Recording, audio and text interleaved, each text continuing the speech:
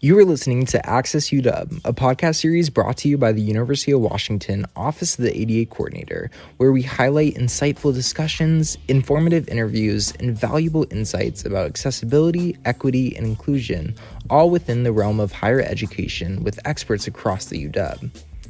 In terms of accessibility, each podcast and a transcript are made available at the Office of the ADA Coordinator's website at www.washington.edu/ADA.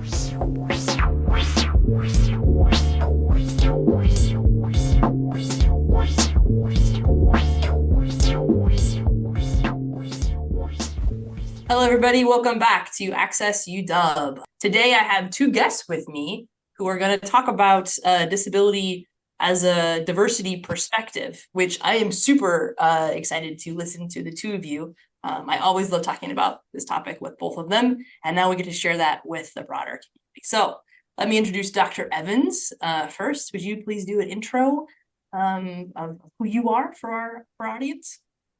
Of course. Thank you, Bree. So glad to be here with you. I am Heather Evans, faculty in the Disability Studies program, among other hats that I wear at UW.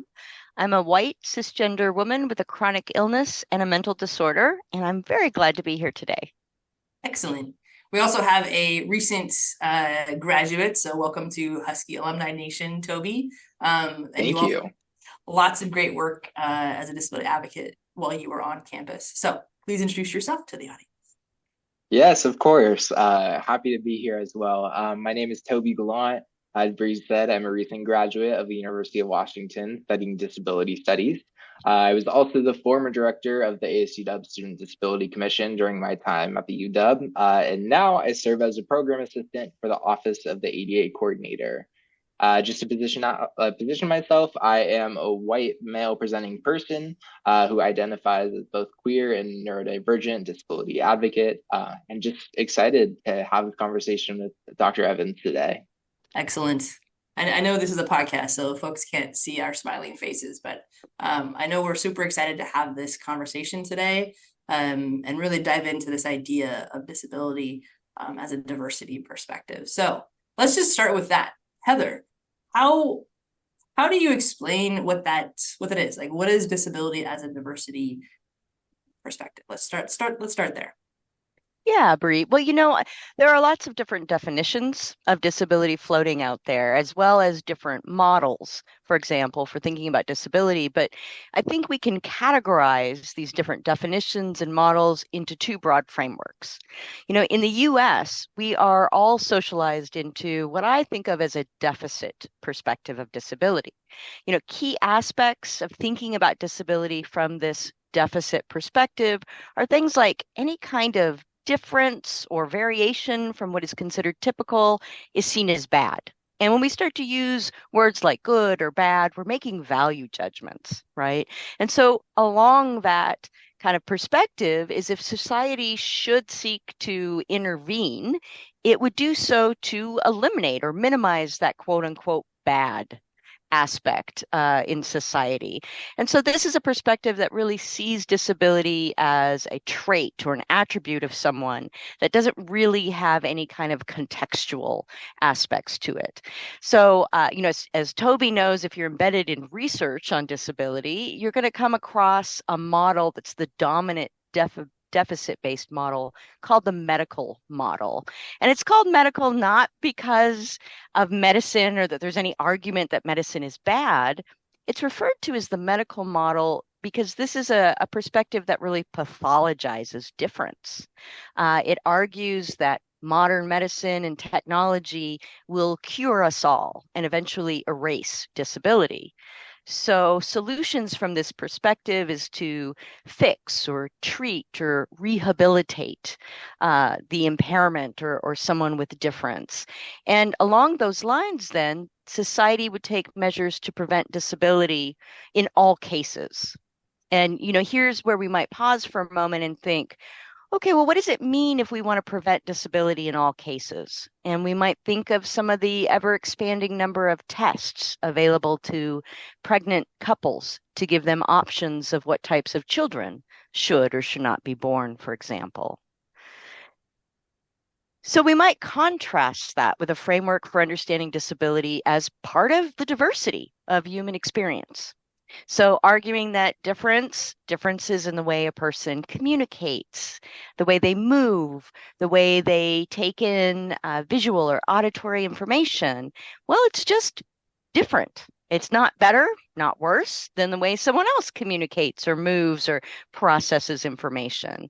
So from a diversity perspective, you know, variation from the typical is seen as natural, it's expected, and we would go even further and say diversity is valuable.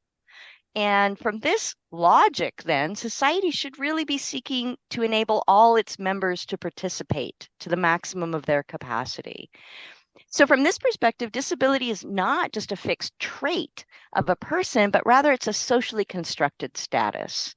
And again, thinking about the research side of things, folks may have encountered what's called the social model of disability, which again, it really normalizes difference, saying that everyone has or will eventually at some point in their life experience impaired functioning, if you will.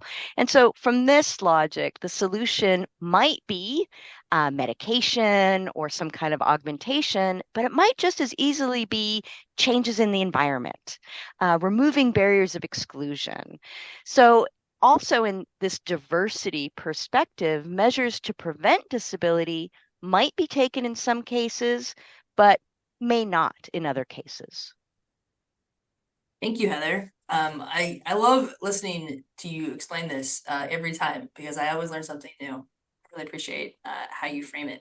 Toby, I'm going to turn to you for a moment. So you recently graduated from UW and were a well-known disability advocate activist on campus. So how does Heather's description of disability as a form of diversity match your experiences?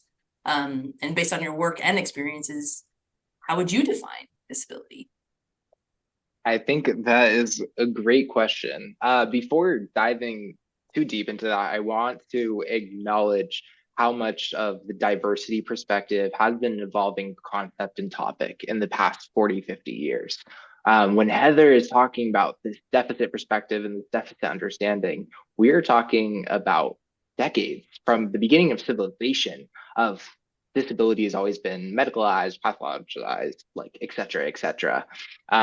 But this new understanding of disability as an aspect of diversity, it is really new. It was at the end of the civil rights era and occurring and starting to develop in the 60s and 70s. And from a disability studies perspective, didn't really get that academic backing until the 80s and the 90s. So there's still so much progress being made. And I think that is very synonymous to the state of UW and how we understand disability as part of diversity. For one, I do think there still is a big push to incorporate disability as a part of our core values when we're talking about diversity, equity, inclusion. And one thing I will say is, of course, I came to the UW in 2020. So this during the COVID-19 pandemic, and I think that's when there was a very big shift. I can't speak for what the campus environment was like before. I can say I was well connected with alumni networks, past disabled students, past disabled advocates. But I truly think COVID, our turn to online learning, as well as understanding of long COVID and the additional disabilities that could be added on top of this, really started to make people understand of the wide perspective of diversity that we have in our like at the UW. And that's something that the UW really strives itself on, of being a diverse institution of not only just in disability or race, gender, sexual orientation, but in so many different aspects as well too, from students from all around the world, and just disability just being one facet of that.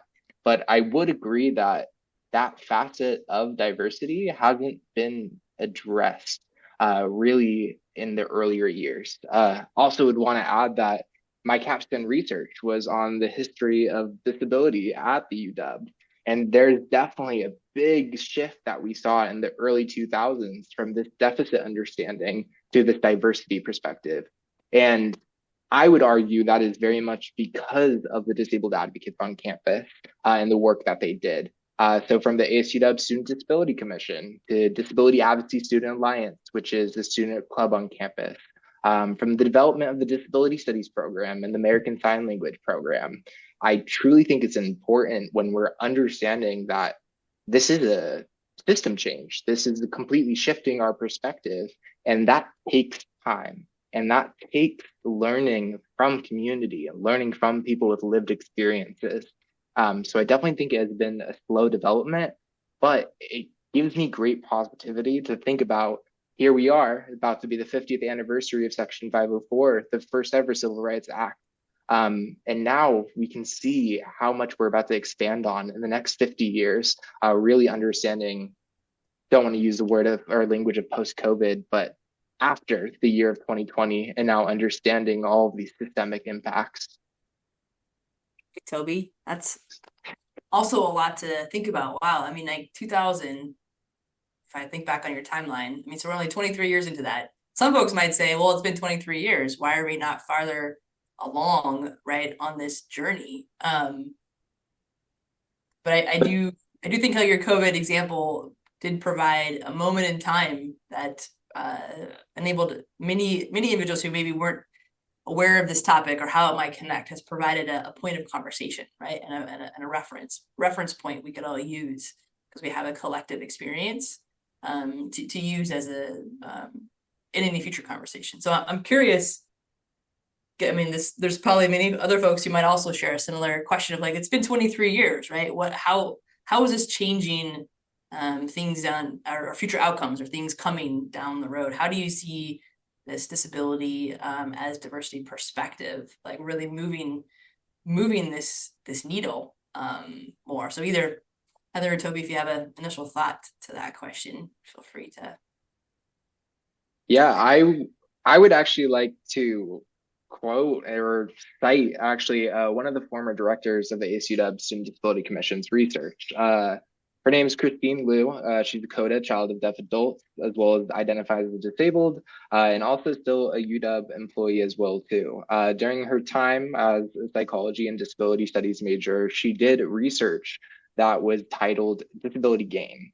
In the deaf community, there's the understanding of deaf gain, which is basically that moving the perspective of deafness as not being hearing loss or something from a deficit base, but rather something that society, as well as individuals who are deaf, gain from sharing a common language or sharing a common community and common culture. And I think that's where we need to start shifting disability as well too. When we're understanding diversity, we've been so focused on the deficits rather than truly what the gains are. And I can speak from my perspective as a neurodivergent student and a neurodivergent advocate of I love the way I think, the way I process thoughts, the way I process big concepts and things of the like. And to be honest, that has brought me a lot of gain in the policy sphere as well as just the academic sphere of being able to understand these big concepts and being able to apply it to tangible things. And I think there's so many different examples of that as well too. So I think a big part of shifting this perspective and moving to the diversity is understanding, and I think Heather brought this up earlier, of the worth of diversity and why diversity, especially in the context of disability, is so important. I mean, there's quotes, and sadly I can't think of anyone on top of my head, but it is true that disabled people are some of the most creative inventors there are, especially when we have faced barriers in so many different pursuits and so many different aspects of society. These are creative, ingenious people that know how to work around systems, know how to work around things, and have been creating access for themselves. So I think truly listening to disabled people as well as uplifting disabled stories, whether from students or faculty, that is what's really important in these next 25 years or 50 years or however long.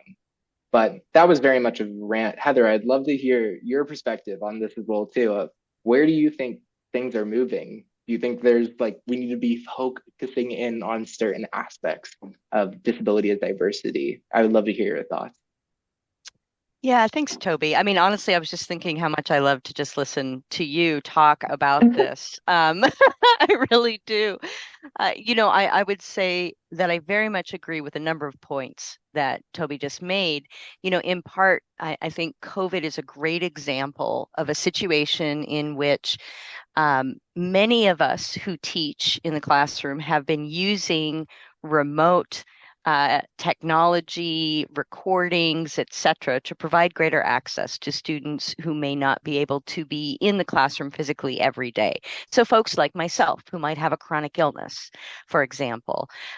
And we had pushed for decades that this should be standard. It should just be normalized in all classrooms.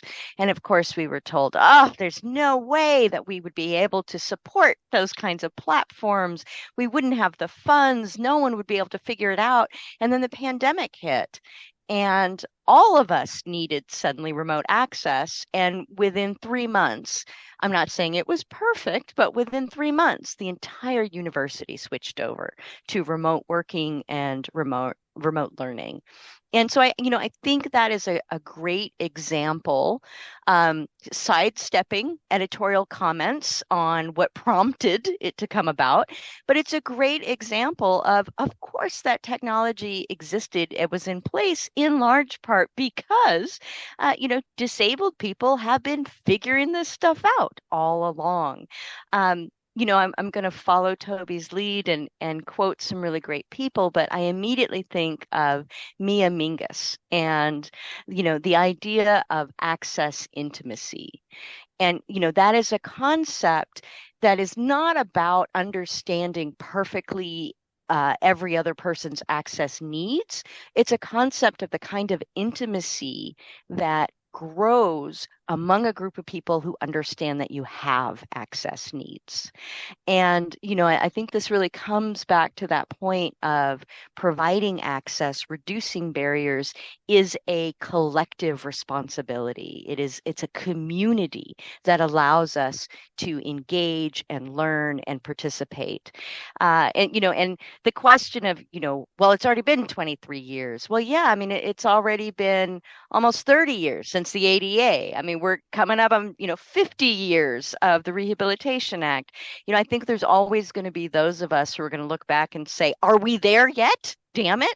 Right. But I do think that, working with people like yourself, Bree, hearing brilliant young scholars like Toby talk, I mean, this really gives me hope that we are shifting, we are moving. And I want to echo that idea of part of the way we get there is listening to each other, listening to our stories. And so in disability studies, that is a really big tenet. It's not that we um, disregard or value traditional research skills less. That's not true. We do a lot of really rigorous research, but we work to center the voices and experiences of the population that we're quote unquote studying or that we're engaged with. And having faculty like myself at the front of the room, having students like Toby, having champions like you, Bree, across the university who are always comfortable and willing to talk about disability, what we bring to the table, as well as our access needs, I think is one of the most powerful ways to move us forward in this regard. We know that laws and legislation that provides some flooring. I think I've heard you say that, compliance with access and accommodations is the floor, but it's really the social relationships and reducing stigma by normalizing our experiences of difference that I think that we can really move society in a direction that values disability. So much information. This has been great. I want to acknowledge that there's likely individuals who are listening to this podcast as they explore this world of disability and accessibility for maybe the first time or are still new to it. So taking all this great discussion, but giving somebody a place to start is where I'm kind of forming my question from contextually here.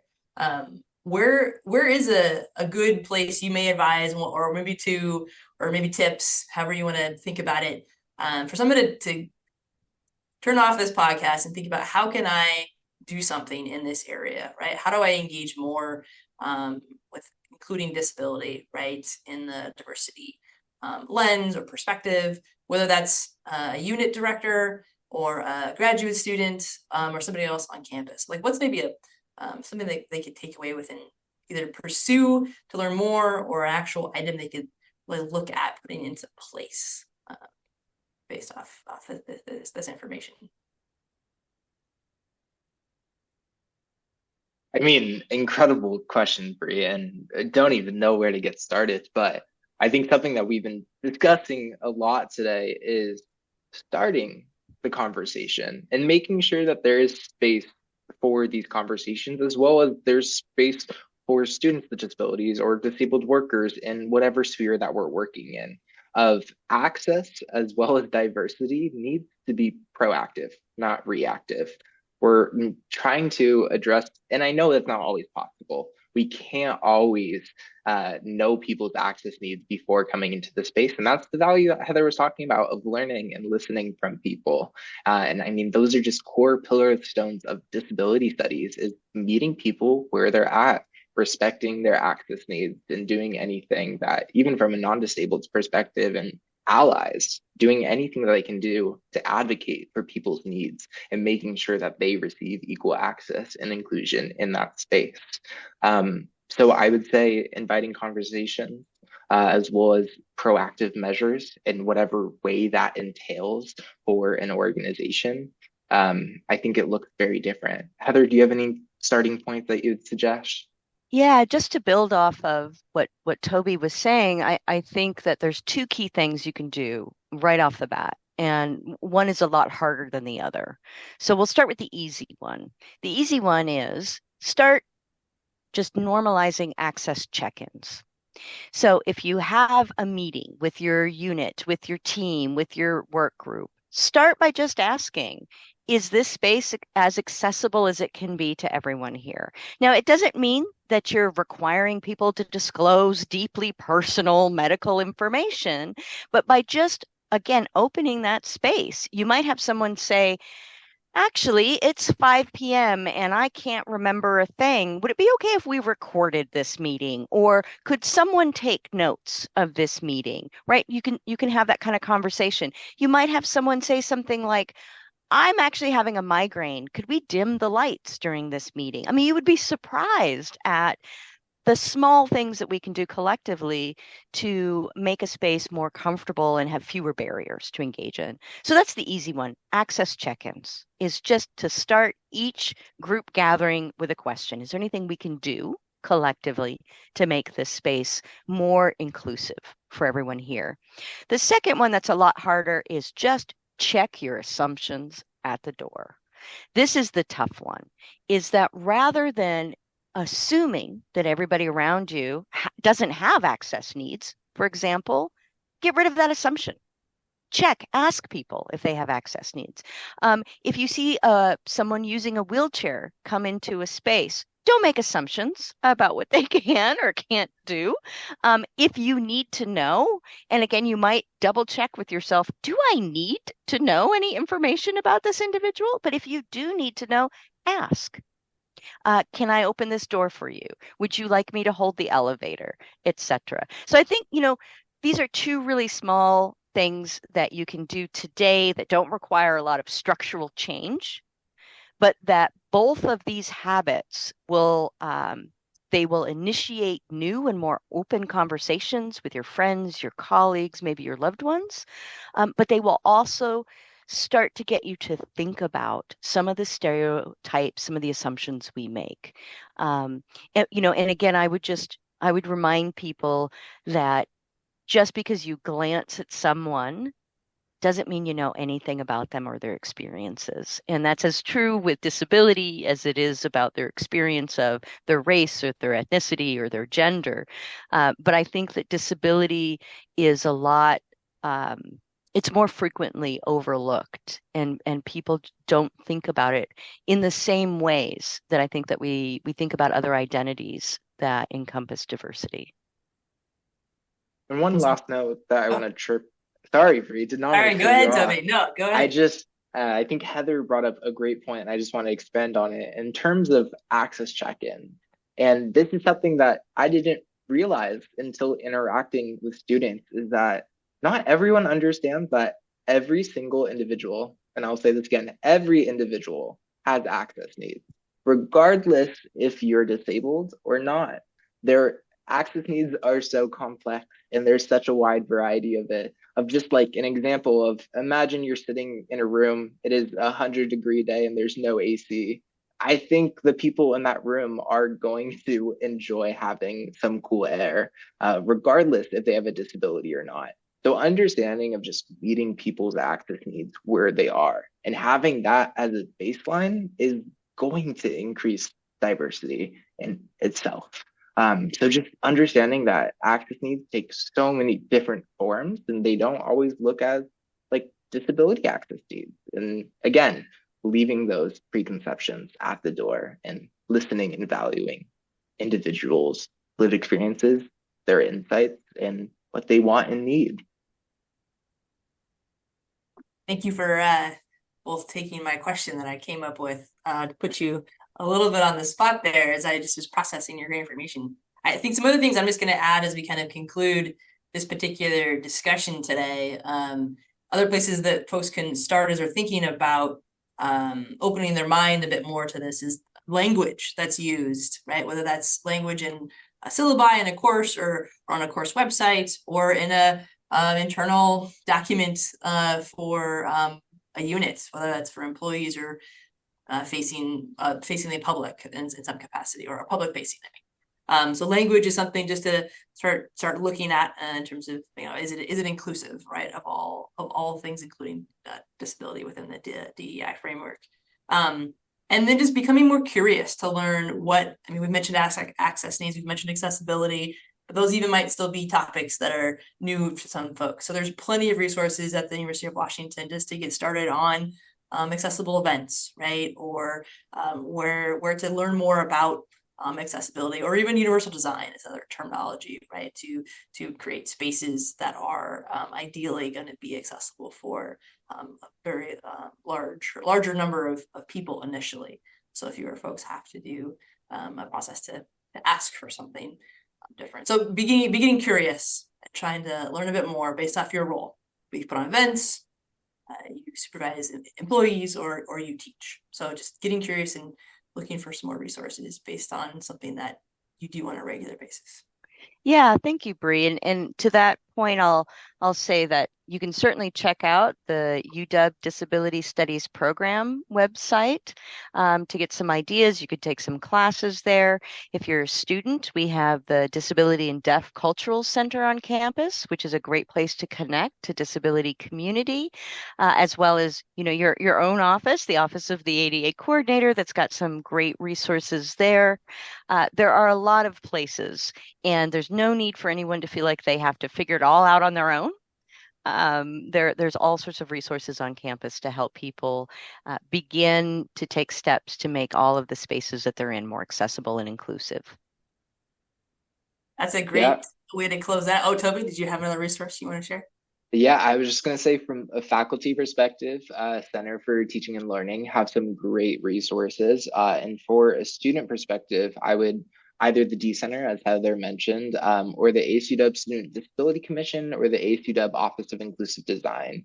The Office of Inclusive Design is actually a newer office that's specifically helping student leaders, RSOs, and different clubs on campus, making sure their events are accessible to students with disabilities as well as non-traditional students. So student parents, commuter students, and they have a bunch of resources as well as funding lines to make sure that events, resources, websites are made accessible to all. So that's a great resource for the student side as well. But to Heather's point, they exist. It's not too much to search, and luckily for you, they will be linked below on the bottom of this podcast. So feel free to check those out and explore. But yes, there is a huge network of people that are here to support you, and that is what's great about having so many different offices and so many different disability-related organizations and stakeholders across the tri-campus.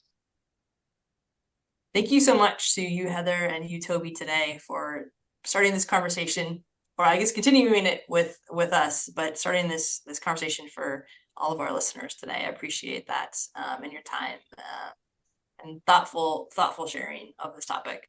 So this concludes our podcast number 4 for AccessUW. Today's focus on disability as a diversity perspective. There will be links to things mentioned today on the website, and we look forward to chatting with you next time. Great. Thank you, Bree. It was great to be here. Yes, thank you. And thank you all for listening.